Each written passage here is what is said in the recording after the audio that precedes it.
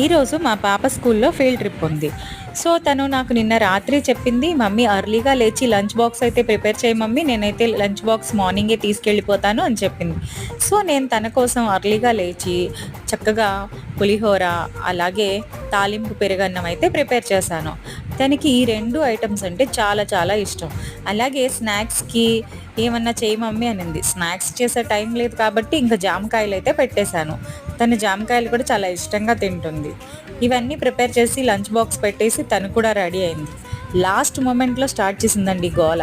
Cap కావాలంది. సరే ఏదో ఒక కలర్ అయితే ఇచ్చేదాన్ని. వైట్ క్యాపే కావాలంది. వైట్ క్యాప్ అయితే ఇంట్లో లేదు.